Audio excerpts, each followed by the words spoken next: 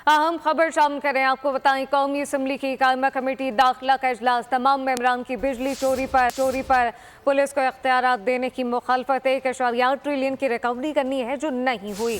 बिजली चोरी के मामला में पुलिस को इख्तियार नहीं होना चाहिए। पहले भैंस चोरी के मुकदमात होते थे, अब बिजली चोरी के होंगे, जबकि जब तक इख्तियार नहीं मिलते रिकवरी नहीं हो सकती। आप झूठे लोगों को उठा लेते हैं। साथ साथ कहा गया कि कौमी असम्बली की कायमा कमेटी दाखिला का इजलास। तमाम मेंबरान की बिजली चोरी पर पुलिस को इख्तियार देने की मुखालफत, जबकि 1.8 ट्रिलियन की रिकवरी करनी है जो नहीं हुई। बिजली चोरी के मामला में पुलिस को इख्तियार नहीं होने चाहिए, जबकि पहले भैंस चोरी के मुकदमात होते थे, अब बिजली चोरी के होंगे। जब तक इख्तियार नहीं मिलते रिकवरी नहीं हो सकती। आप छोटे लोगों को उठा लेते हैं, किसी बड़े को गिरफ्तार नहीं किया जाता। तमाम मेंबरान की बिजली चोरी पर पुलिस को इख्तियार देने की मुखालफत। 1.8 ट्रिलियन की रिकवरी करनी है जो नहीं हुई। साथ साथ बिजली चोरी के मामला में पुलिस को इख्तियार नहीं होने चाहिए।